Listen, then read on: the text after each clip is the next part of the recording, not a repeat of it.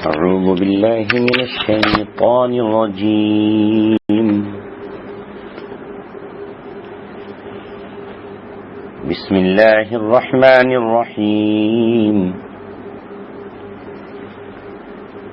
يريدون أن يطفئوا نور الله بأفواههم ويأبى الله إلا أن يتم نوره ولو كره الكافرون. هو الذي أرسل رسوله بالهدى ودين الحق ليظهره على الدين كله ولو كره المشركون. صدق الله مولانا العلي العظيم.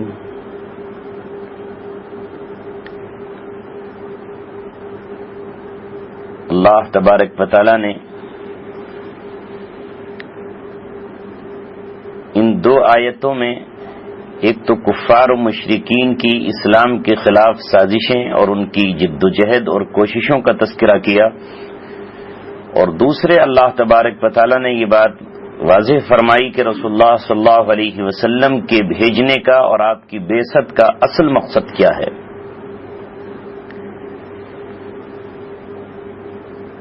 اللہ تبارک و تعالی نے ایک مثال سے سمجھایا کہ جس طرح کوئی شخص چراغ کو بجھانے کے لیے اپنے منہ کی پھونک کا استعمال کرتا ہے، اسی طرح اللہ تبارک و تعالی کے دشمن، وہ تمام لوگ اللہ تبارک و تعالی کے دشمنوں میں آتے ہیں جو اللہ تبارک و تعالی کو نہیں مانتے، سرے سے انکار کرتے ہوں وہ بھی، جو اللہ تبارک و تعالی کے پارٹنر شریک بناتے ہوں وہ بھی، اور جو اللہ تبارک و تعالیٰ کو تو مانتے ہوں لیکن اس کے رسولوں میں سے کسی ایک رسول کو بھی نہیں مانتے ہوں، وہ سب کے سب اسی فہرست میں آتے ہیں۔ اللہ تبارک و تعالیٰ فرماتا ہے یریدون ان یطفئوا نور اللہ بافواہہم، وہ چاہتے ہیں کہ اللہ تبارک و تعالیٰ کے نور کو اپنے منہ سے بجھا دیں، کیونکہ ہاتھ سے اگر چراغ بجھائے کوئی تو ایک دم نہیں بجھتا، چراغ کو یا تو منہ کے قریب کر لیا جائے تو بجھ جاتا ہے چونکہ ہوا تیز ہوتی ہے، یا منہ چراغ کے قریب کر دیا جائے تو وہ بجھ جاتا ہے۔ تو اللہ تبارک و تعالیٰ یہ فرما رہا ہے کہ ان لوگوں کا منشا اور ان کا ارادہ یہ ہے کہ اللہ تبارک و تعالیٰ نے جو نور دین اسلام اور شریعت مطہرہ بھیجی ہے، یہ اس کے نور کو مٹا دینا چاہتے ہیں، ختم کر دینا چاہتے ہیں، لیکن اللہ تبارک و تعالی وَيَأْبَى اللَّهُ إِلَّا أَن يُتِمَّ نُورَهُ، لیکن اللہ تبارک و تعالی نے بھی فیصلہ کر لیا ہے کہ وہ اپنے نور کو مکمل کر کے رہے گا، وَلَوْ كَرِهَ الْكَافِرُونَ، چاہے کافروں کو یہ ناگوار ہی کیوں نہ گزرے، وہ اسے کتنا ہی ناپسند کریں۔ لہذا آپ تاریخ اسلامی کا ہر دور دیکھیں گے تو تمام باطل طاقتیں اہل حق کے خلاف مجتمع اکٹھی اور نبرد آزما نظر آئیں گی، اور آخری دم تک ایڑی چوٹی کا وہ زور لگائیں گی کہ کسی بھی صورت سے شریعت اسلام کا نور دنیا میں نہ پھیل جائے اور اس کی روشنی سے دنیا منور نہ ہو جائے۔ آپ صلی اللہ علیہ وسلم کی زندگی میں آپ دیکھیں تو آپ کو پوری طور سے اگر کوئی شخص سیرت پڑھے تو اسی یہ بات نظر آئے گی، حالانکہ آپ صلی اللہ علیہ وسلم نے مکہ ہو یا مدینہ کسی کے ساتھ کوئی ظلم و ستم نہیں کیا۔ مکے کے 13 سال میں کوئی شخص یہ نہیں بتا سکتا کہ آپ نے کسی کو ستایا ہو یا کسی کو تکلیف دی ہو یا کسی کے خلاف ویسے کوئی بات کہی ہو، لیکن اس کے باوجود بار بار اجتماعات ہوتے رہے، سازشیں ہوتی رہیں، بہتان تراشے گئے، الزام لگائے گئے، تانے دیے گئے، یہاں تک کہ بائیکاٹ کیا گیا، اور اس کے باوجود بھی جب آپ کا حلقہ بڑھتا ہی چلا گیا اور لوگ اسلام کے حلقے میں داخل ہوتے رہے تو بالآخر انہوں نے آپ کے قتل کا یا آپ کو جلا وطن کر دینے کا فیصلہ کیا۔ آپ صلی اللہ علیہ وسلم ان کا ملک، ان کا وطن، ان کی سب کچھ چھوڑ چھاڑ کر نکل کھڑے ہوئے اور مدینہ منورہ پہنچ گئے، لیکن مدینہ منورہ میں بھی انہوں نے چین سے کہاں رہنے دیا، جبکہ اب ان پر کیا فرق پڑتا تھا؟ وہ 600 میل کے فاصلے پر مکہ میں رہتے ہیں اور رسول اللہ صلی اللہ علیہ وسلم اپنے چند ساتھیوں کے ساتھ پھٹے ٹوٹے حال میں مدینہ منورہ پہنچے ہیں، اور ابھی مدینہ منورہ ہی میں آپ صلی اللہ علیہ وسلم قیام پذیر ہیں کہ ابھی اس کی حدود سے باہر بھی نہیں نکلے ہیں، لیکن انہوں نے کہاں موقع ہاتھ سے جانے دیا کہ وہ جا کر مدینہ منورہ پہ حملہ آور ہوئے. آپ مشہور تمام جنگوں کو دیکھ لیں، وہ مدینے کی سرزمین پہ لڑی گئی، تو کون گیا چڑھائی کر کے؟ آپ صلی اللہ علیہ وسلم تو مکہ نہیں آئے، گویا کہ اہل مکہ ہی وہاں پر پہنچے، اور وہ لوگ ہجرت کرنے والوں کو ہجرت بھی نہیں کرنے دے رہے تھے. وہ نہیں چاہتے تھے کہ محمد رسول اللہ صلی اللہ علیہ وسلم کے قافلے میں ایک فرد کا بھی اضافہ ہو، بلکہ آپ اگر اور اس سے پہلے کی زندگی اٹھا کر دیکھیں تو جب آپ صلی اللہ علیہ وسلم کے کچھ اصحاب ظلم اور ستم کو برداشت نہ کر سکے تو آپ کے لیے ہجرت کی راہ کھلی، اور یہاں تک کہ آپ کے کچھ ساتھی حبشہ پہنچ گئے جو مکہ سے بہت دور ہے. حبشہ افریقہ کا ایک علاقہ ہے، تو کہاں افریقہ اور کہاں مکہ، کتنا طویل فاصلہ ہے. لیکن آپ کو معلوم ہے، سیرت کی کتابوں میں یہ بات لکھی ہوئی ہے کہ اہل مکہ نے ابو سفیان کے ساتھ ایک پورا وفد بھیجا اور بادشاہ نجاشی کو ورغلانے کے لیے اور انہیں واپس لانے کے لیے اس نے پورا دباؤ ڈالا. تو وہ یہ بھی نہیں چاہتے تھے کہ محمد رسول اللہ صلی اللہ علیہ وسلم کے ساتھی کسی اور زمین پر اکٹھے ہوں اور مجتمع ہو کر کے وہاں اللہ تبارک و تعالیٰ کی شریعت کی بات کریں یا اللہ تبارک و تعالیٰ کے احکام کی بات کریں. وہ وہاں سے واپس لانے کے لیے گئے. وہ تو یہ ہوا کہ بادشاہ نجاشی کی سمجھ میں بات آ گئی اور اس نے منع کر دیا کہ میں ان لوگوں کو ہرگز تمہارے سپرد نہیں کر سکتا، یہ میری سرزمین پر آئے ہیں، میں انہیں پناہ دوں گا اور پوری طرح اپنے انتظام میں ان کو رکھوں گا. اسی سے آپ سمجھ لیں کہ ایک مرتبہ سعد بن معاذ رضی اللہ تعالیٰ عنہ جب ہجرت کر کے رسول اللہ صلی اللہ علیہ وسلم پہنچے ہیں تو وہ طواف کرنے کے لیے آئے. ان کو ایک شخص نے پناہ دے دی. ابو جہل نے سعد بن معاذ رضی اللہ تعالیٰ عنہ سے کہا کہ اگر فلاں شخص نے تجھے پناہ نہیں دی ہوتی تو میں تجھے ابھی قتل کر دیتا. یعنی تمہیں اتنی جرأت کہ تم ہمارے دشمن کو پناہ بھی دو اور اس کے بعد پھر مکے میں طواف کرنے کے لیے بھی آؤ. تو سعد بن معاذ رضی اللہ تعالیٰ عنہ نے کہا کہ مجھے قتل کر کے دیکھ، میری قوم تیرے راستے بند کر دے گی اور تم ملک شام اور یمن جانا بھول جاؤ گے اور تمہاری تجارت کی شہرت کاٹ دی جائے گی. تو مجھے تنہا اور اکیلا سمجھ رہا ہے. تو انہوں نے مکمل کوشش کی کہ کسی بھی طرح سے اللہ تبارک و تعالی اور اس کے رسول صلی اللہ علیہ وسلم کا راستہ روک دیا جائے. اسی کو اللہ تعالیٰ فرماتا ہے یریدون ان یطفئوا نور اللہ بافواہہم، وہ چاہتے ہیں کہ اللہ تبارک و تعالیٰ کے نور کو اپنی پھونکوں سے بجھا دے. وَيَأْبَى اللَّهُ، لیکن اللہ تبارک و تعالیٰ انکار کرتا ہے. اللہ تبارک و تعالیٰ فیصلہ کر رہا ہے اِلَّا أَن يُتِمَّ نُورَهُ، مگر یہ کہ اللہ تعالیٰ اپنے نور کو پورا کر کے رہے گا. وَلَوْ كَرِهَ الْكَافِرُونَ، چاہے کافر کتنا ہی اس کو ناگوار سمجھے، کتنا ہی ان کو مشکل گزرے. اور نتیجہ وہی ہوا کہ وہ جنگوں پر جنگیں کرتے رہے. ہر جنگ میں وہ سمجھتے تھے کہ اب فتح یاب ہوئے، لیکن شکست ان کے مقدر میں آئی. بدر میں نکلے تو ہار کر آئے، احد میں پہنچے تو برابر سرابر میں معاملہ چھوٹا، نہ ان کا کچھ بگڑا نہ ان کا کچھ بگڑ پایا. اور جب احزاب میں گئے تو حوصلے ٹوٹ چکے تھے اور اس کے بعد ہمت نہیں تھی کہ اب رسول اللہ صلی اللہ علیہ وسلم کے قدموں کو وہ روک سکتے. لہذا احزاب غزوہ خندق میں جب یہ اپنے خیمے اٹھا کر وہاں سے بھاگے اور اپنے گھوڑوں کو لے کر جب یہ تتر بتر ہوئے تو اللہ کے رسول صلی اللہ علیہ وسلم نے کھڑے ہو کر اعلان کیا الا نغزوہم ولا یغزوننا. آخری زور تھا یہ کفر کا، آخری ان کی یہ جنگ تھی. اب حوصلے ٹوٹ چکے ہیں، اب یہ ہم پر چڑھ کے نہیں آئیں گے، اب انشاءاللہ ہم آگے بڑھیں گے.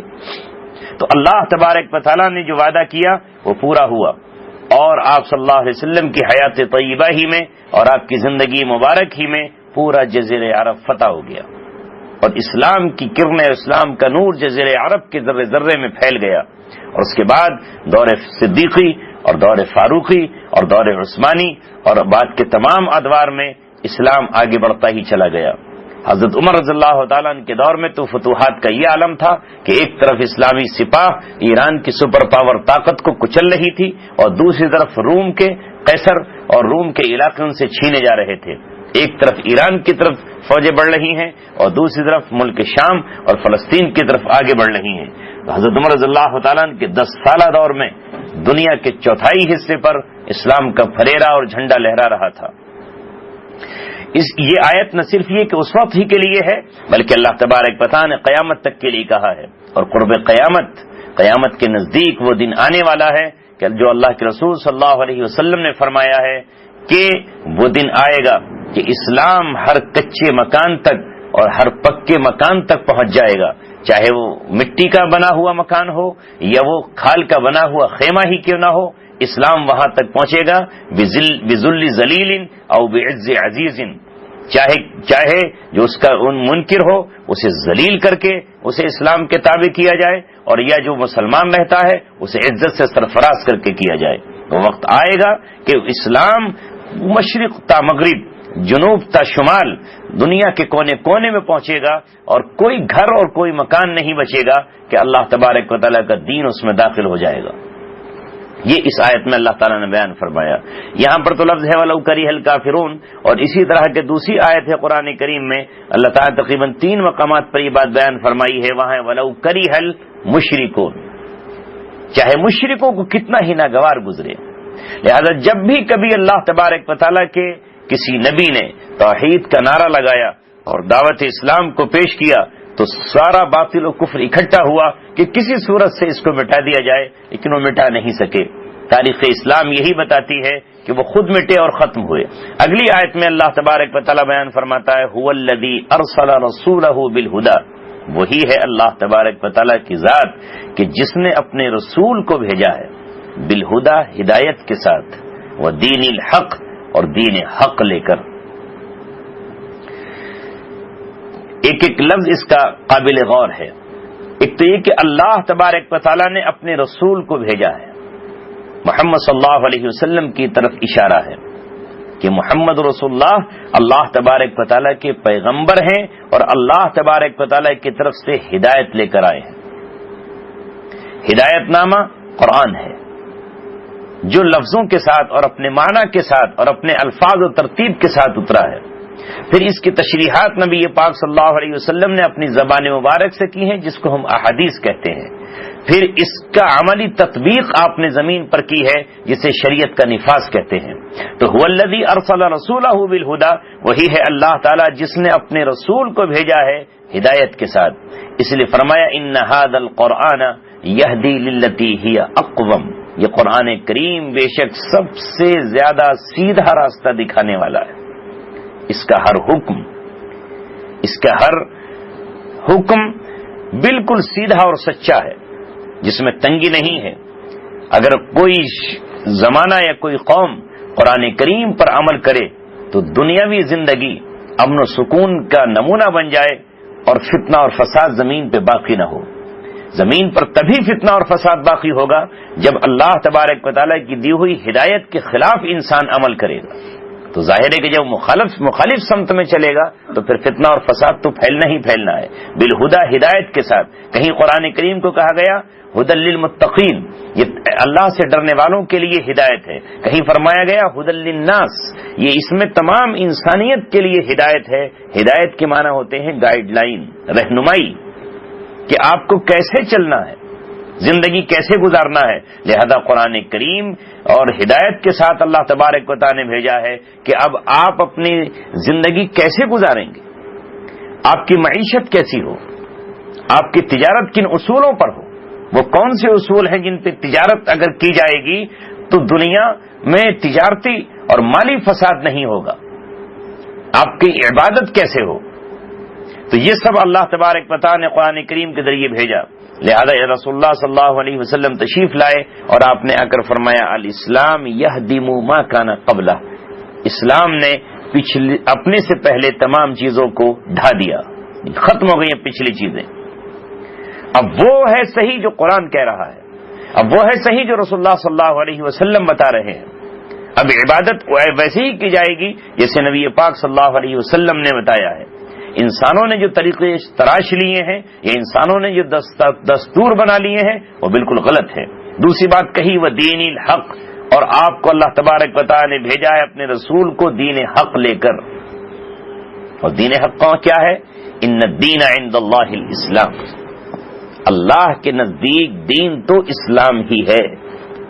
ان الدین عند اللہ الاسلام، اللہ تعالیٰ کے نزدیک دین تو اسلام ہی ہے۔ اسلام کے علاوہ باقی تمام دین جو آج موجود ہوں، چاہے وہ اپنے آپ کو حق ہونے کا دعویٰ کر رہے ہوں، وہ حق نہیں ہے بلکہ وہ باطل ہے. دین حق تو ایک ہی ہے. نبی پاک صلی اللہ علیہ وسلم نے ایک دن لکیریں کھینچی، ایک بالکل سیدھی لکیر کھینچی اور کچھ دوسری ٹیڑھی آپ نے لکیریں کھینچی. آپ نے فرمایا کہ یہ سیدھی لکیر یہ ہے اسلام کا راستہ، اور جتنی یہ ٹیڑھی ہیں یہ سب باطل ہیں اور دوسری طرف جا رہی ہیں. تو اللہ کے رسول صلی اللہ علیہ وسلم کے سلسلے میں اللہ تعالیٰ فرماتا ہے کہ وہ دین حق لے کر آئے ہیں. تو معلوم ہوا کہ اسلام ہی دین حق ہے، چاہے دنیا کتنے ہی دعویٰ کریں. اور لوگ عام طور سے یہی سمجھتے ہیں، باطل دین والے بھی یہی کہتے ہیں کہ ہم حق پر ہیں. اس کے بعد اللہ تبارک و تعالیٰ نے آگے آپ کے بھیجنے کی وجہ بیان فرمائی کہ کیوں اللہ تعالیٰ نے آپ کو بھیجا ہے. لِيُظْهِرَهُ عَلَى الدِّينِ كُلِّهِ، تاکہ وہ اس دین کو تمام دینوں پر غالب کر دے. یہ بھی ترجمہ کیا ہے علماء نے کہ تمام دینوں پر اللہ تبارک و تعالیٰ اس کو غالب کر دے، دین اسلام کو. اور دوسرا ترجمہ کیا ہے کہ پورے دین کو، علی الدین کلہ، یعنی کل کے کل دین کو، پورے کے پورے دین کو اللہ تبارک و تعالیٰ غالب کر دے. یہاں سے یہ اللہ تعالیٰ بتانا چاہتا ہے کہ دین اسلام عاجزی کرنے کے لیے نہیں آیا، التماس کرنے کے لیے نہیں آیا، بلکہ وہ اس لیے آیا ہے کہ اس کا غلبہ ہو اور وہ قاہرانہ شان سے رہ رہا ہو. اور باقی تمام دین اگر دوسرے لوگ رہیں بھی تو وہ شان و شوکت کے ساتھ نہ رہیں، وہ علویت کے ساتھ نہ رہیں، وہ مغلوب ہو کر کے رہیں. لیظہرہ علی الدین کلہ، دونوں طرح سے آپ ترجمہ کر لیں. اگر یہ ترجمہ کریں کہ تمام دینوں پر غالب کرنے کے لیے، تو جتنے بھی دین ہیں جزیرہ عرب میں تو ایک ہی دین رہے گا، پچھلی تشریحات آ چکی ہیں. باقی دنیا میں اسلام غالب رہے گا، اور باقی جو اگر دوسرے لوگ اپنے دین پر رہنا چاہتے ہیں تو وہ عزت کے ساتھ نہیں رہیں گے، وہ سربراہی ان کو حاصل نہیں ہوگی، بلکہ وہ جزیہ دیں گے. پیچھے آیت گزر چکی ہے کہ اہل کتاب کو اجازت اہل کتاب سے جنگ کرنے کے لیے کہا گیا، اور اس وقت تک ان سے جنگ کی جائے گی جب تک کہ ان کی طاقت ٹوٹ جائے اور وہ سر جھکا کر اور وہ ہتھیار ڈال کر یہ کہیں کہ ہم جزیہ دینے کے لیے تیار ہیں. تو اللہ تبارک و تعالیٰ نے فرمایا کہ رسول اللہ صلی اللہ علیہ وسلم کی بعثت کا مقصد یہ ہے کہ وہ دین کہ اللہ تعالیٰ ان کے ذریعے سے اس دین کو غالب کر دے. اگر ہم دوسرا ترجمہ کریں علی الدین کلی، تو پھر پورے دین کو غالب کرے. دین صرف نماز کا نام نہیں ہے، نماز تو صرف ایک ستون ہے، روزہ دوسرا ستون ہے، حج تیسرا ستون ہے، اور زکوٰۃ چوتھا اس کا ستون ہے دین کا. مکمل دین نہیں ہے. مکمل دین تو زندگی کے ہر شعبے میں عمل اسلام کے مطابق کیا جائے، یہ دین ہے. جرائم کو کیسے کنٹرول کیا جائے اور اس کی کیا سزائیں ہوں اور اس کے روکنے کے کیا انتظامات ہوں، اس کے لیے بھی اللہ تبارک و تعالیٰ نے لفظ دین استعمال کیا ہے. اللہ تعالیٰ نے اس کو بھی دین کہا ہے. یعنی جہاں زناکار کو سزا دینے کی بات آئی ہے، الزانیۃ والزانی فاجلدوا کل واحد منہما مئۃ جلدہ ولا تأخذکم بہما رأفۃ فی دین اللہ، یعنی جب تم یہ حد لگا رہے ہو، کسی زناکار پر 100 کوڑے لگ رہے ہوں اور وہ عورت تڑپ رہی ہو، ظاہر ہے کہ جب 100 کوڑے لگیں گے تو ایک کوڑے میں کیا حال ہوگا کمر کا. اب کہا تو ایک کے بعد دوسرا، تو وہاں اللہ تعالیٰ فرماتا ہے کہ یہاں تمہیں شفقت اور محبت دامنگیر نہ ہو جائے فی دین اللہ، اللہ تبارک و تعالیٰ کے دین کے سلسلے میں. جس طرح جب اذان پکار دی جائے اور نماز مغرب کا وقت ہو جائے تو اس وقت نماز پڑھنا دین ہے، اور جب کسی شخص پر سال پورا ہو جائے اور وہ صاحب نصاب ہو جائے، جو شریعت نے ایک مالدار کا نصاب بنایا ہے، تو اس پر زکوٰۃ ادا کرنا یہ دین ہے. جب کسی شخص پر صحت بھی ہو اور اس کے پاس مال بھی ہو اور آنے جانے کے راستے بھی پر خطر نہ ہو، تو اب اس پر حج فرض ہو جاتا ہے، لہذا اب حج کا ادا کرنا دین ہے. تو اسی طرح اللہ تبارک و تعالیٰ فرما رہا ہے کہ ان 2 شخصوں نے جو زنا کا ارتکاب کیا ہے، اللہ تبارک و تعالیٰ نے جب کہ اس کو حرام قرار دیا اور قرآن نے کہا ولا تقربوا الزنا، زنا کے قریب بھی مت جاؤ، تو یہ قریب نہیں بلکہ یہ مرتکب ہو چکے ہیں. تو اب اسلامی عدالت اور قاضی شہر یا امیر المؤمنین اور اس دور میں صحابہ کرام اور خود محمد رسول اللہ صلی اللہ علیہ وسلم کی ذات اب یہ نہ کہے کہ صاحب یہ تو عورت ذات ہے، اس پر تھوڑا سا نرمی کر کے چھوڑ دی جائے اور مرد کو سزا دے دی جائے. ولا تأخذکم بہما رأفۃ فی دین اللہ، اس کو بھی اللہ تبارک و تعالی نے دین کہا. تو پورا کا پورا دین غالب ہو جائے. ایسا نہیں کہ ایک شعبے میں مسجد میں تو دیندار ہو اور باہر نکلے تو سب کچھ جائز ہو، تجارت دنیاوی اصولوں پر چل رہی ہو، اس میں کوئی فرق نہ ہو، چاہے تو کوئی سٹا بازاری کرے، کون پوچھنے والا ہے کہ نہیں، تو سب صحیح ہے، اور چاہے سودی لین دین ہو رہا ہو، اور چاہے وہ دنیا بینکنگ نظام پر چل رہی ہو، تو یہ نہیں کہ دین خالی بس مسجدوں میں سجدہ کر لینا اور اللہ تبارک و تعالیٰ کو ادا کر لینا یہ دین ہے۔ لیظہرہ علی الدین کلی، دین کلی ہی کا مطلب یہ ہے کہ پورا کا پورا دین غالب ہو۔ یہ بات پہلے گزر چکی ہے کہ اسلام میں یہ بھی نہیں چلے گا کہ صاحب اس دین پہ تھوڑا سا عمل کر لیں اور کچھ اس پر بھی عمل کر لیں۔ عبداللہ بن سلام رضی اللہ تعالیٰ یہودی ہیں اور بہت بڑے یہودیوں کے عالم ہیں، ان کے بہت بڑے عالم ہیں، انہوں نے اسلام قبول کر لیا۔ ان کے اپنے یہاں اونٹ کا گوشت حرام تھا۔ ظاہر ہے کہ جب انسان دین الہی سے ہٹتا ہے تو وہ کسی بھی چیز کو اپنا غلط اور صحیح قرار دے لیتا ہے کہ صاحب وہ اپنے خود طور پر انہوں نے سوچ لیا کہ اونٹ کا گوشت حرام ہے، لہذا انہوں نے اسلام میں داخل ہونے کے بعد اپنے دل میں یہ بات سوچی کہ اسلام میں تو اونٹ کا گوشت کھانا ضروری تو ہے نہیں، جائز ہی ہے، یہ کھا سکتے ہیں، ایسا تو ہے نہیں کہ نہیں، کھانا ہر حال میں ضروری ہے۔ تو انہوں نے اپنے دل میں یہ بات طے کی کہ میں اسلام پر بھی رہوں گا، اور اس زمانے میں چونکہ جب وہ یہودی تھے تو اونٹ سے نفرت کرتے تھے، جیسے آج کوئی قوم کسی بعض جانور کو اپنا معبود بنا لے اور اسے متبرک سمجھتی ہو تو وہ ظاہر ہے کہ اس کے ذبح کو بھی غلط سمجھے گی، اس کے گوشت سے بھی اس کو نفرت ہوگی، تو وہ یہی سمجھتے رہے، دل میں سوچا کہ بھئی اونٹ کا گوشت استعمال نہیں کروں گا، اسلام پر بھی عمل رہے گا اور کوئی پریشانی بھی نہیں۔ یہ صرف ان کا اپنا ارادہ اور اپنی نیت تھی۔ اس ارادے پر اللہ تبارک و تعالیٰ نے قرآن اتارا اور حکم دیا، اور ان بنیاد وہ بنے لیکن حکم تمام اہل ایمان کو دیا گیا، یا ایھا الذین آمنوا ادخلوا فی السلم کافہ، اے ایمان والو اسلام میں پورے کے پورے داخل ہو جاؤ۔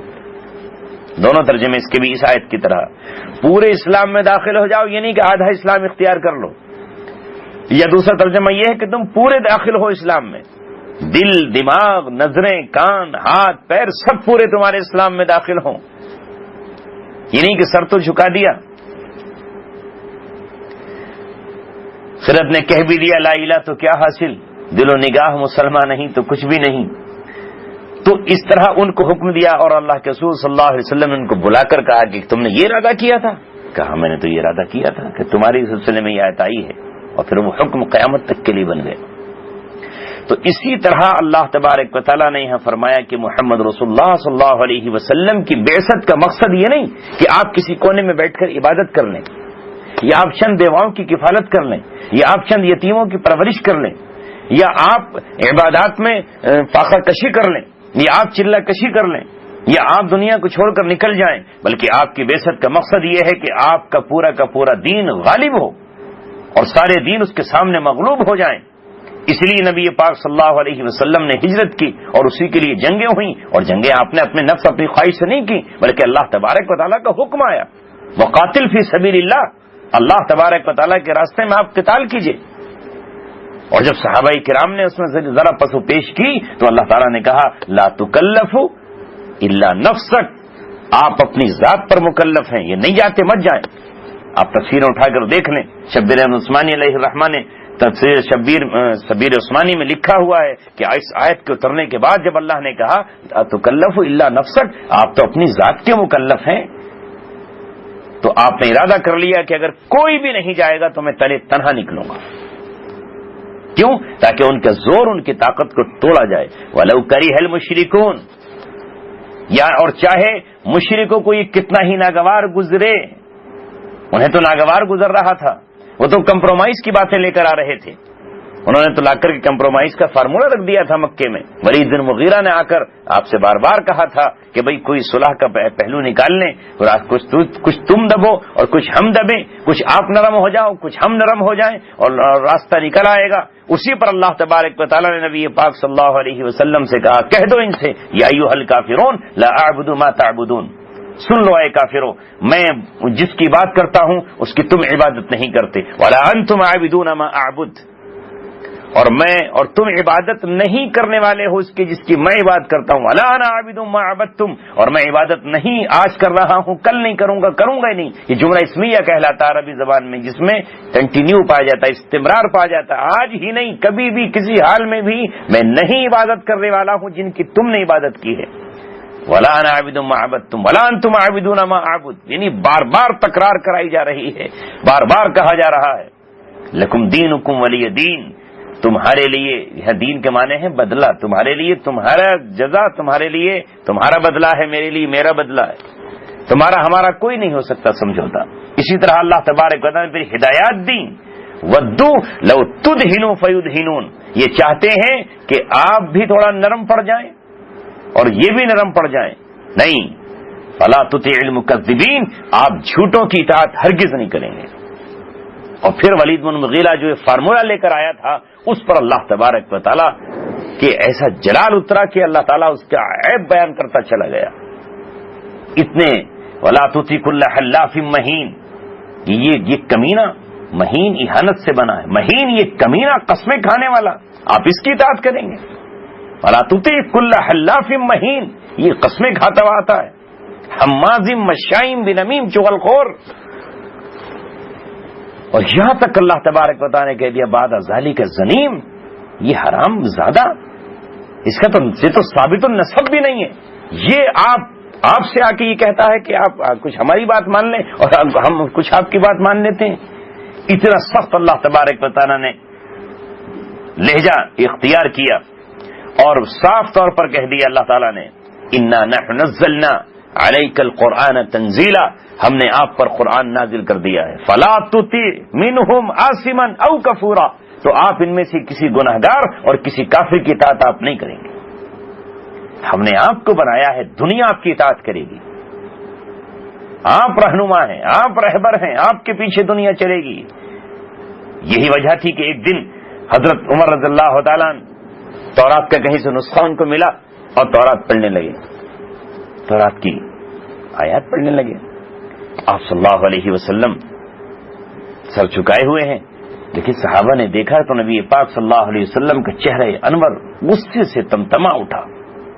اور جب آپ غصہ ہوتے تھے تو ایسا لگتا تھا جیسے آپ کے چہرے پر کسی نے انگور، وہ اس کے انار کے دانے چھڑک دیے، سرخ ہو جاتا تھا آپ کا چہرہ بالکل ایک دم. دوسرے صحابی نے حضرت رضی اللہ تعالیٰ عنہ کو اشارہ کرے کہا کہ کیا غضب کیے چلے جا رہے ہو، رسول اللہ صلی اللہ علیہ وسلم کے چہرے کو نہیں دیکھتے؟ جو حضرت عمر رضی اللہ تعالیٰ نے دیکھا تو آپ کا چہرہ غصے میں تھا.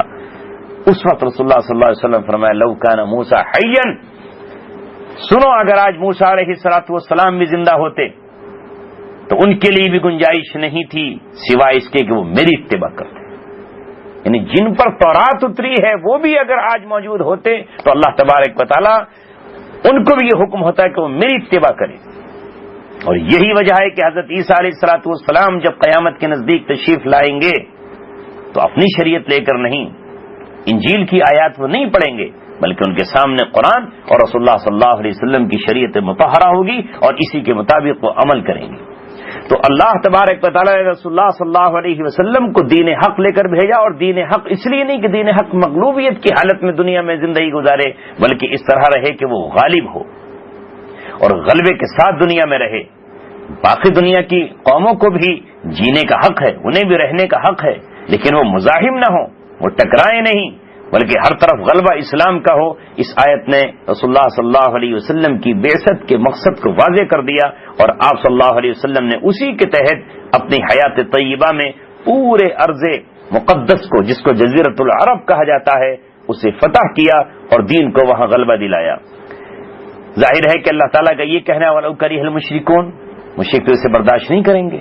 وہ کیسے برداشت کر لیں گے کہ حکمرانی اسلام کی ہو، کنٹرول اسلام کا ہو، وہ اس کے زیر نگی ہو کر کے رہیں یا وہ اس کے تابع ہو کر رہیں. یہی وجہ ہے کہ دوسری آیت میں اللہ نے فرمایا وَلَا يَزَالُونَ يُقَاتِلُونَكُمْ حَتَّى يَرُدُّوكُمْ عَنْ دِينِكُمْ إِنِ اسْتَطَاعُوا، وہ مسلسل آپ سے جنگ کرتے رہیں گے. وَلَا يَزَالُونَ يُقَاتِلُونَكُمْ، برابر مسلسل وہ تم سے لڑائی کرتے رہیں گے. حَتَّى يَرُدُّوكُمْ عَنْ دِينِكُمْ، یہاں تک کہ وہ تمہیں تمہارے دین سے ہی پھیر دیں. وہ یہ چاہیں گے کہ تم ان کے دین پر آ جاؤ. وہ چاہتے ہیں کہ تم ان جیسے ہی ہو جاؤ. دوسرے مقام پر اللہ نے فرمایا وَلَن تَرْضَىٰ عَنْكَ الْيَهُودُ وَلَا النَّصَارَىٰ حَتَّىٰ تَتَّبِعَ مِلَّتَهُمْ. یہ یہودی اور عیسائی آپ سے ہرگز راضی نہیں ہوں گے. حَتَّىٰ تَتَّبِعَ مِلَّتَهُمْ، یہاں تک کہ آپ ان کی ملت اختیار کر لیں. یعنی وہ چاہیں گے کہ آپ ان کے دین پر آ جائیں، وہ چاہیں گے کہ ان کے اصولوں پر آپ چلیں، ان کی بات آپ مانیں، آپ کے فیصلے وہ کریں، آپ ان کے سامنے سر جھکا کر کھڑے ہوں. اللہ تبارک و تعالیٰ نے ایک مقام پر فرمایا کہ آپ ان کی خواہشات کی اتباع نہ کریں. وَلَا تَتَّبِعْ أَهْوَاءَهُمْ مِن بَعْدِ مَا جَاءَكَ مِنَ الْعِلْمِ، جبکہ آپ کے پاس علم آ چکا ہے، قرآن آ چکا ہے. إِنَّكَ إِذًا لَّمِنَ الظَّالِمِينَ، اگر آپ نے ایسا کر لیا کہ اللہ کی کتاب آپ کے پاس آ چکی ہے اور پھر آپ ان کی خواہشات کے پیچھے چلیں گے تو پھر آپ ظالموں میں سے ہو جائیں. اور دوسری اسی طرح کے مضمون نے دوسری جگہ فرمایا کہ آپ ان کی خواہشات کے پیچھے نہ چلیں.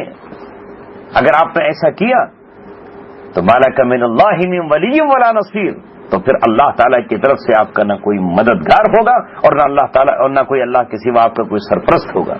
تو اللہ تبارک و تعالیٰ چاہتا ہے کہ آپ اللہ تبارک و تعالیٰ کی دی ہوئی کتاب کے مطابق چلیں، نہ یہ کہ وہ اپنی خواہشات پر چلانا چاہیں گے. کہیں فرمائے کہ ولا ترکنوا الی الذین ظلموا، آپ ظالموں کی طرف مائل نہ ہو جائیں. وہ چاہیں گے کہ آپ ان کی طرف تھوڑا سا مائل ہوں اور کچھ جھک جائیں اور آپ اپنی کچھ چیزوں کو چھوڑ دیں. تو اس آیت نے اور یہ تقریباً سورہ فتح میں بھی اللہ نے آیت بیان فرمائی ہے. 3 مقام پر یہ آیت آئی ہے. هو الذی، بالکل یہی مضمون ہے. هو الذی ارسل رسولہ بالہدی ودین الحق لیظہرہ علی الدین کلہ ولو کرہ المشرکون. اور وہ ذات جس نے اپنے رسول کو ہدایت کے ساتھ بھیجا ہے. ہدایت صرف اور صرف قرآن اور حدیث اور سنت میں ہے، اس کے علاوہ باقی تمام گمراہی ہے. ودین الحق، دین حق صرف اور صرف اسلام ہے، اس کے علاوہ تمام دین باطل ہے، چاہے وہ اپنے حق ہونے کا دعویٰ کریں. لیظہرہ علی الدین کلہ، تاکہ اللہ تبارک و تعالیٰ آپ کے ذریعے، محمد رسول اللہ صلی اللہ علیہ وسلم کے ذریعے تمام دینوں پر دین اسلام کو غالب کر دے. ولو کرہ المشرکون، اور چاہے مشرکین کو کتنا ہی ناگوار گزرے. نتیجہ یہ ہوا کہ اللہ تبارک و تعالیٰ نے اس اپنے دین کو مکمل کیا. حضرت ابوبکر صدیق کا دور ہو، عمر ابن خطاب کا ہو، علی مرتضیٰ کا ہو، عثمان غنی کا ہو، خود رسول اللہ صلی اللہ علیہ وسلم کا دور ہو. اور میں نے ابھی عرض کیا کہ قیامت کے قریب انشاءاللہ پوری روئے زمین پر حضرت عیسیٰ علیہ السلام کی آمد کے بعد پوری روئے زمین پر اللہ تبارک و تعالیٰ کا دین غالب آئے گا اور باقی تمام دین ختم ہو جائیں گے. بیچ کی آیت کا میں نے پچھلے ہفتوں میں ترجمہ کر دیا تھا، جس میں اس کے بعد پھر اگلی آیت اس کو چھوڑ دیتا ہوں. اس سے بعد اللہ تبارک و تعالیٰ نے ایک اور مضمون یہاں بیان فرمایا. انہوں نے چونکہ اس سے پہلے یہ بات آئی تھی، اس کا ایک بار ترجمہ دیکھ لیجئے. پہلے یہ آیت آئی تھی کہ لوگوں نے اپنے اتخذوا احبارہم و رہبانہم، احبار کہتے ہیں عالم کو، رہبان کہتے ہیں پیر کو، درویش کو، جنہیں کہتے ہیں صاحب یہ تو فقیر ہیں، ملنگ ہیں، قلندر ہیں. ان کو لوگوں نے رب بنا لیا اللہ تبارک و تعالیٰ کو چھوڑ کر، جس کی وضاحت آ چکی تھی کہ رب بنانے کا مطلب یہ ہرگز نہیں تھا کہ وہ ان کو سجدہ کرتے تھے یا ان پہ مالائیں چڑھاتے تھے یا ان کے نام کی نیاز کرتے تھے یا ان کو کے نام کی قربانیاں کرتے تھے، بلکہ انہیں رب بنانے کا مطلب یہ تھا کہ انہوں نے جس چیز کو حلال کر دیا انہوں نے حلال جان لیا، اور جس کو انہوں نے حرام کہہ دیا انہوں نے حرام اس کو مان لیا کہ ہاں صاحب یہ تو آ گیا ہے، فتویٰ آ گیا ہے، یہ بات آ گئی ہے، یہ فیصلہ آ گیا ہے، بس وہ جو کہہ رہے ہیں بالکل صحیح ہے. اللہ تبارک و تعالیٰ نے عوام الناس سے یہ بات کہی کہ تم ان کے اس فیصلے کو یہ دیکھتے کہ وہ کتاب اللہ کے مطابق بھی ہے یا نہیں. تو اس لیے کہا کہ انہوں نے اپنے علماء اور درویشوں کو رب بنا لیا، یعنی انہوں نے حلال و حرام کے فیصلے کر دیے. اللہ تعالیٰ کی جو سزائیں تھی انہوں نے اسے نرم کر کے کچھ اور کر دیا. یہاں آگے مشرکین مکہ کی بات اللہ تبارک و تعالیٰ بیان کر رہا ہے کہ مشرکین نے بھی، اللہ نے تو بنائے 12 مہینے، اور ان 12 مہینوں میں 4 مہینے احترام والے مہینے بنائے، 3 مہینے لگاتار ہیں، ذی القعدہ، ذی الحجہ، محرم، اور چوتھا مہینہ حرمت والا رجب کا ہے. حضرت ابراہیم علیہ السلام کے زمانے سے آپ صلی اللہ علیہ وسلم کی بعثت تک ان 4 مہینوں میں جنگ کرنا، قتال کرنا ممنوع تھا. یہ احترام والے مہینے کہلاتے تھے.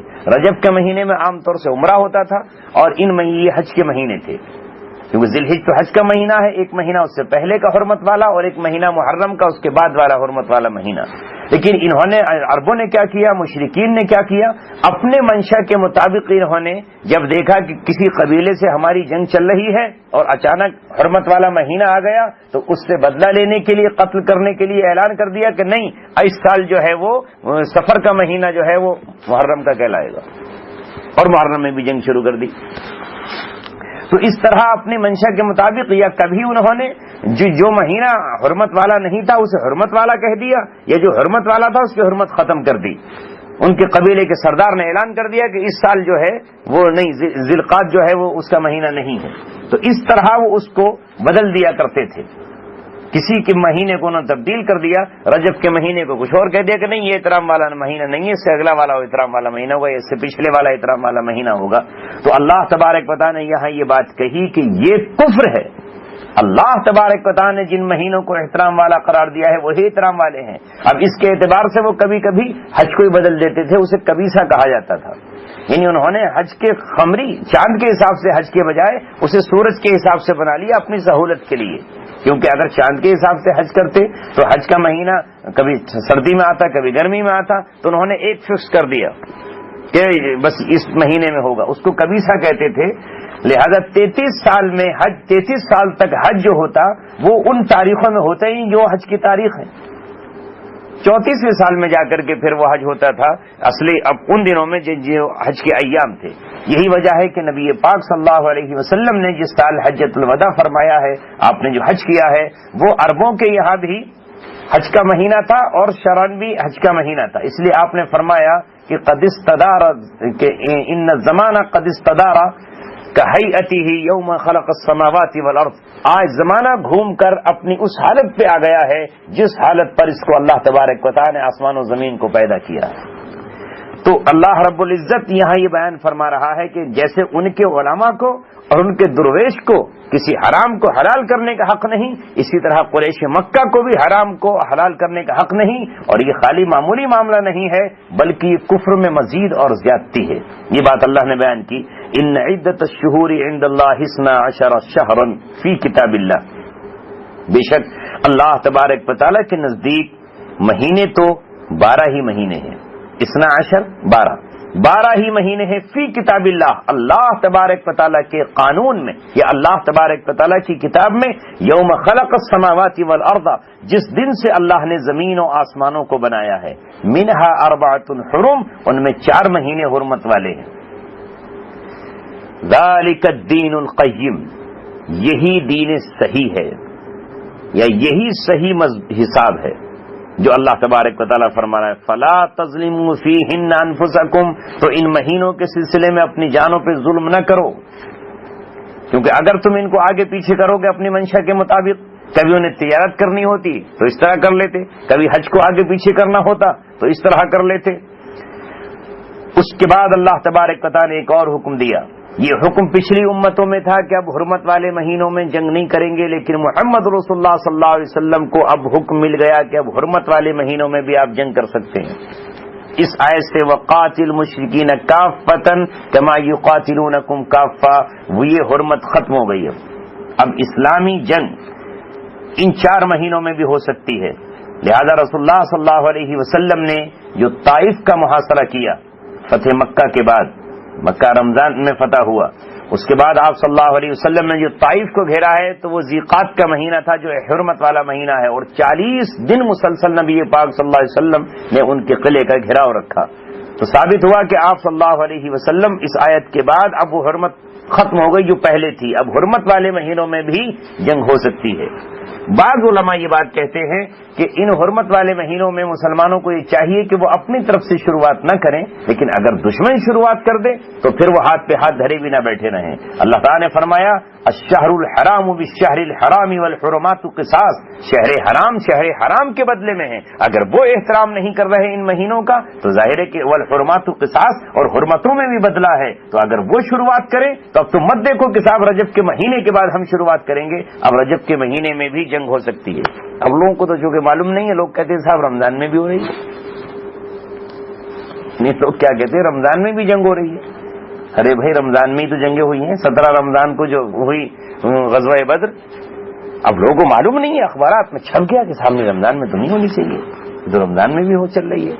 رمضان ہی میں غزوہ بدر ہوا ہے اور رمضان ہی میں فتح مکہ ہوا ہے، 20 رمضان کو مکہ فتح ہوا ہے، اور غزوہ تبوک نبی پاک صلی اللہ علیہ وسلم رجب کے مہینے میں نکلے ہیں جو حرمت والا مہینہ ہے۔ اب جب قرآن سامنے نہ ہو اور اس کی معلومات نہ ہو، اس کی تفسیروں کو دیکھا نہ جائے، وہ پڑھے نہیں، تو پھر تو آدمی سوچا ہی تو رمضان کا مہینہ تو احترام کا مہینہ ہے، یہ سوچ کے وہ سوچتا ہے۔ اللہ تعالیٰ فرماتا ہے کہ اب وقاتل المشرکین کافۃ، مشرکین سے اکٹھے لڑو، کافہ پورے کے پورے، کافی اب اردو میں بھی لفظ استعمال ہوتا ہے، کما یقاتلونکم کافہ، جیسے وہ تمہارے ساتھ سب کے سب لڑ رہے ہیں، وہ پورا مورچہ بنا لیتے ہیں، سارا کفر اکٹھا ہو جاتا ہے، سب بھول جاتے ہیں وہ اس بات کو کہ ہمارا دیوتا کون ہے اور ان کا کون ہے، اور اکٹھے ہو جائیں گے اسلام کے خلاف۔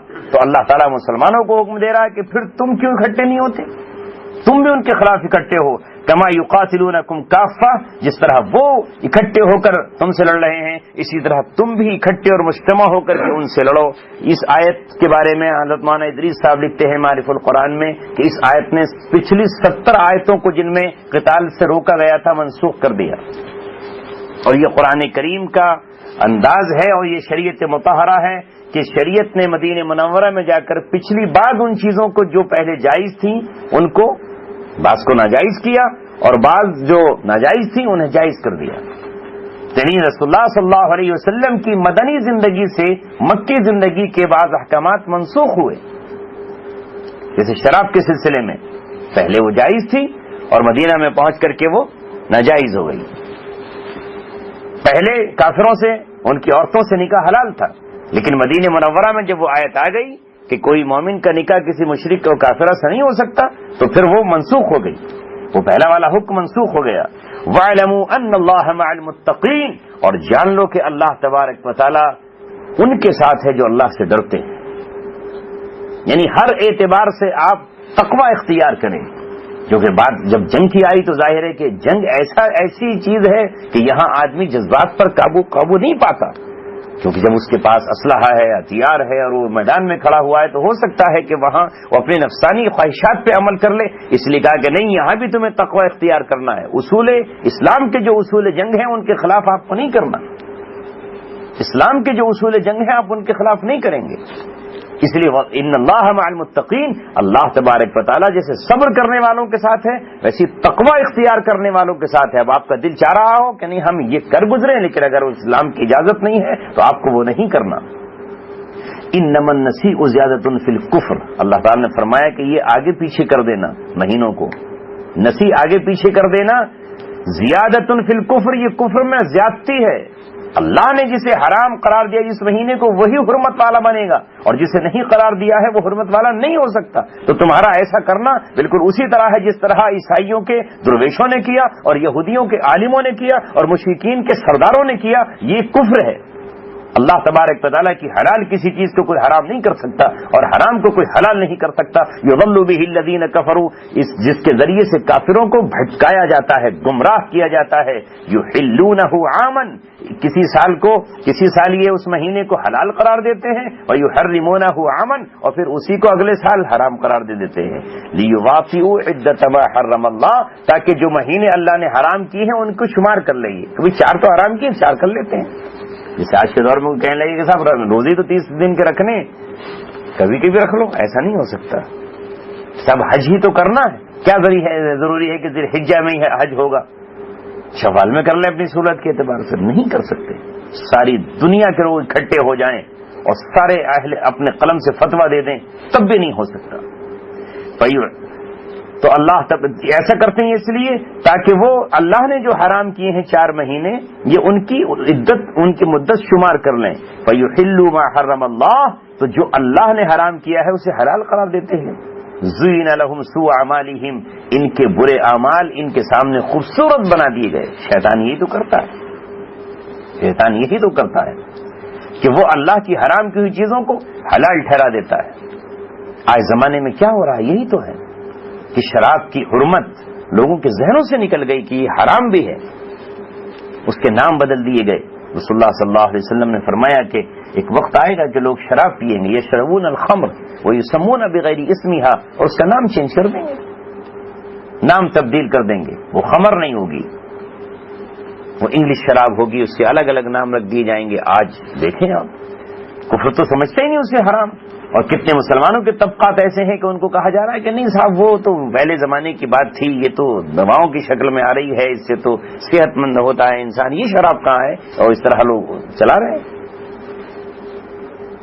زُيِّنَ لَهُمْ سُوءُ أَعْمَالِهِمْ، ان کے برے اعمال ان کے سامنے خوبصورت بنا کر پیش کر دیے گئے، یعنی شیطان نے پیش کر دیے۔ وَاللَّهُ لَا يَهْدِي الْقَوْمَ الْكَافِرِينَ، اور اللہ تبارک و تعالی کافر قوم کو ہدایت نہیں دیتا، یعنی اللہ تبارک و تعالی مجبور نہیں ہے کہ وہ سب کافروں کو مجبور کرے ڈنڈے کے زور پر، طاقت کے زور پر کہ نہیں انہیں بھی اسلام، اس نے مہلت دی اللہ تبارک و تعالی نے۔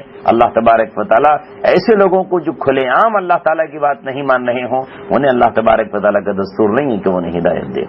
اگلا جو مضمون ہے وہ غزوہ تبوک سے متعلق ہے، اور غزوہ تبوک آخری غزوہ ہے جس میں منافقین نے کافی رکاوٹیں کھڑی کی تھیں اور وہ خود نہیں بھی گئے تھے، یہاں سے لے کے پورا رخ آخری صورت تک اللہ تعالیٰ کا منافقین کی طرف ہو جاتا ہے۔ انشاءاللہ وہ اگلے ہفتے ہمارے سامنے ہے۔ اللهم صل على محمد وعلى آل محمد كما صليت على إبراهيم وعلى آل إبراهيم إنك حميد مجيد۔ ربنا آتنا في الدنيا حسنة وفي الآخرة حسنة وقنا عذاب النار۔ ربنا ظلمنا أنفسنا وإن لم تغفر لنا وترحمنا لنكونن من الخاسرين۔ اے اللہ ہم سب کی خطاؤں کو معاف فرما اور ہماری غلطیوں کو معاف فرما۔ ہم غلطیوں سے اے مولا کریم کیسے بچیں؟ نہ ہمیں اختیار، ہم اپنے اختیار پر کنٹرول نہیں کر پاتے۔ اے مولا ہماری خطاؤں کو معاف فرما۔ ہم نے کتنے گناہ کیے ہیں دن کے اجالوں میں اور کتنے رات کے اندھیروں میں، کتنے جان بوجھ کر کتنے انجانے میں، ہماری ایک ایک لفظ کو معاف فرما۔ ہم نے جو آپ سے توبہ کی ہیں اور توبہ کرتے وقت جو آنکھ سے آنسو چھلکے ہیں، اے مولا ان کو قبول فرماتے ہوئے زندگی کی ساری خطاؤں پر معافی کا قلم پھیر دیجئے اور ہمیں بخش دیجئے۔ اے رب کریم تو نے نہ بخشا تو ہماری دنیا بھی برباد اور آخرت تباہ ہو جائے گی۔ تو نے اپنے فضل و کرم سے اس کفرستان میں ہمیں ایمان کی دولت سے مالا مال فرمایا، ہماری پیشانیوں پر اپنا کلمہ لکھا اور ان پیشانیوں کو اپنے در پہ جھکایا۔ اے مولا تو نے اپنے فضل سے ہمارے ہاتھ میں اپنی کتاب دی، اسے پڑھنے کا ہنر عطا فرمایا اور اسے سمجھنے کی محبت اور شوق نصیب فرمایا۔ اے مولا کریم اسی طرح قبر میں ہمارے حال پہ فضل فرما دینا اور ہماری قبر کی تنگی کو نور سے منور کر دینا، ہماری قبر کو کشادہ فرمانا اور قبر کو جنت کا باغ بنا دینا، اور قبر کے بعد جو حشر کی منزل ہے اسے ہمارے لیے آسان فرمانا۔